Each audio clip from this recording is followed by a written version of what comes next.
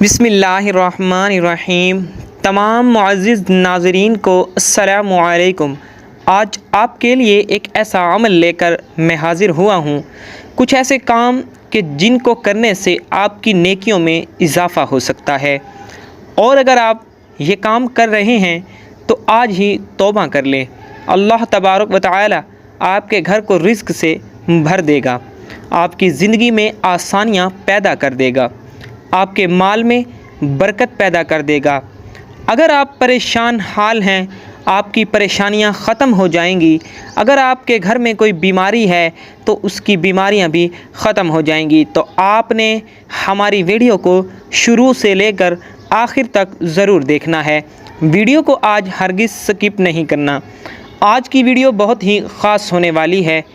आपने शुरू से लेकर आखिर तक सारी वीडियो देखनी है।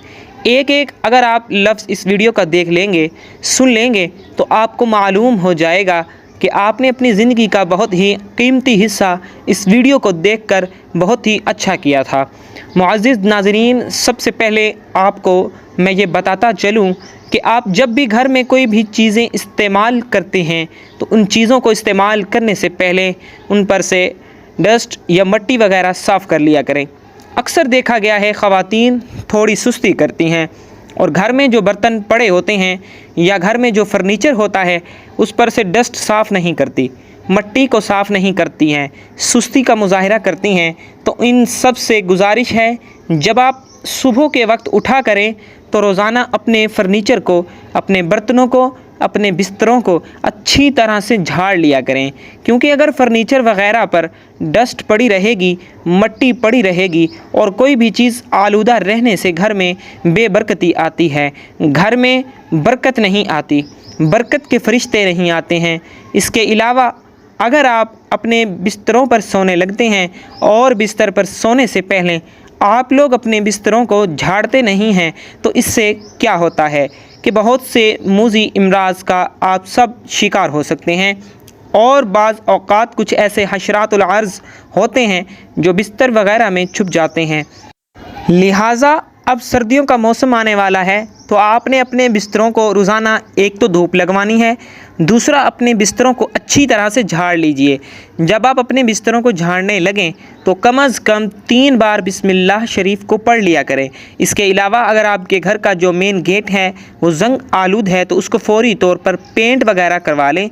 आप अगर बदलवा नहीं सकते तो एक छोटा सा पेंट का डब्बा ले लें और अपने जंग आलूद दरवाज़े को पेंट करवा कर ख़ूबसूरत करवा लें। इसकी एक ख़ास वजह क्या है वो भी जान लें कि अगर घर का मेन गेट ही जंग आलूद होगा तो घर में बरकत किसी सूरत भी नहीं आ सकेगी। तो जब घर में बरकत नहीं आएगी तो आप बहुत से वज़ाइफ भी करते रहें, आप हर तरह की दुआएं भी मांगते रहें, तो इससे आप लोगों को कोई ख़ास फ़ायदा नहीं होने वाला। इसके अलावा बहुत से ऐसे बहन भाई हैं जो टूटा हुआ जूता, टूटी हुई चप्पल पहनते हैं, तो उनके लिए ये बहुत ही ज़्यादा नुकसान का बाइस है। वो ये बात जान लें कि टूटी हुई चप्पल पहनना आपके दिमाग को मख्फी कर सकता है, आपका दिमाग ख़त्म हो सकता है। आहिस्ता आहिस्ता आपका दिमाग ज़ाइल होना शुरू हो जाता है, आपका दिमाग ठीक नहीं रहता, आप किसी काम की तरफ तवज्जो नहीं कर पाते। और आप कभी भी कोशिश करें कि काला जूता ना पहना करें। जो लोग काला जूता पहनते हैं वो फ़ुक़र की अलामत है। तो आला हज़रत इमाम अहमद रज़ा बरेलवी रहमतुल्लाह अलैह कभी भी काला जूता नहीं पहनते थे, क्योंकि आप फरमाते कि काला रंग जो है वो खाना काबा का रंग है और जो काला जूता पहनता है उसका दिमाग आहिस्ता आहिस्ता कमज़ोर होने लगता है। और काले रंग की ताज़ीम फरमाई आपने, लिहाजा पीले रंग का जूता बहुत ज़्यादा अच्छा रहता है, दिमाग को फ़ोक़ियत देता है, तक़वियत और ठंडक देता है। और बहुत सी बहनें भाई ऐसे हैं जिनके पास पुराने कपड़े होते हैं, तो अब आपको कुरान और सुन्नत के लिहाज से इन मुख्तलिफ़ सवालों का जवाब भी दूँगा कि बहुत से पुराने कपड़े आपके घर में हैं। तो अब आप लोगों ने क्या करना है कि कोशिश करें कि फटे हुए कपड़े किसी फ़कीर गरीब को ना दिया करें।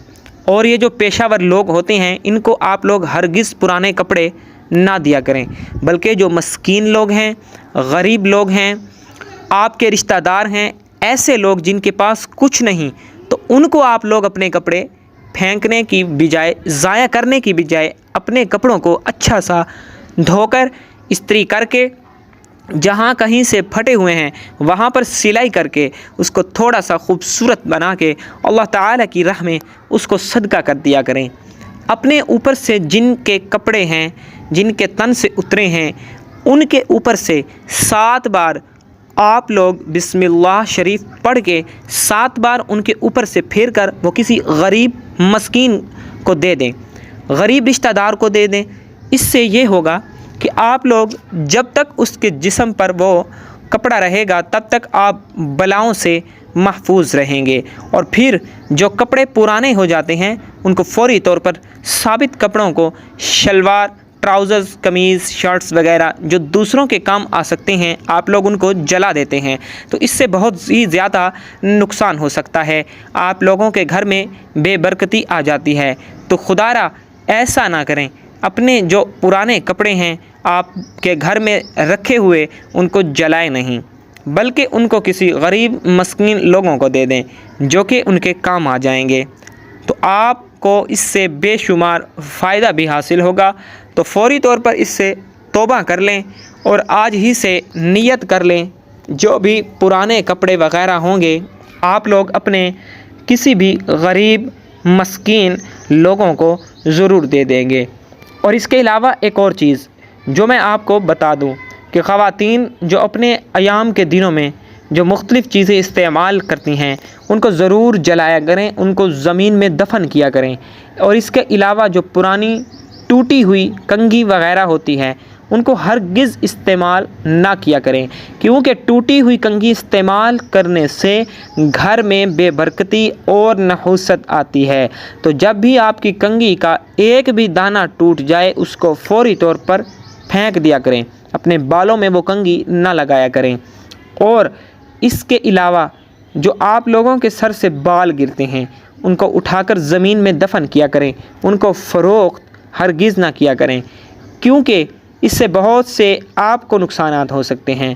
آپ لوگوں کے گھر میں آپ لوگوں کے مویشی، آپ کے مال کو، آپ کی جان کو، آپ کے رزق میں بہت ہی زیادہ نقصانات ہو سکتے ہیں، تو آپ لوگ ایسا ہرگز نہ کیا کریں۔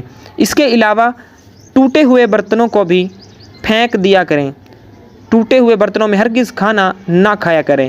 تو آج کی ویڈیو امید کرتا ہوں آپ لوگوں کو پسند آئی ہوگی۔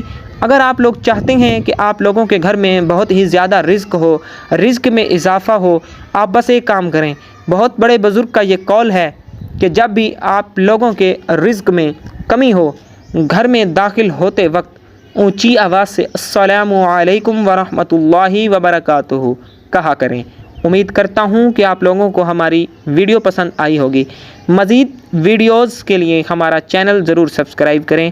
اللہ حافظ۔ اور تمام حضرات کمنٹ باکس میں ایک مرتبہ اللہ کے 99 ناموں میں سے ایک نام کو ضرور ٹائپ کیجیے گا۔ والسلام۔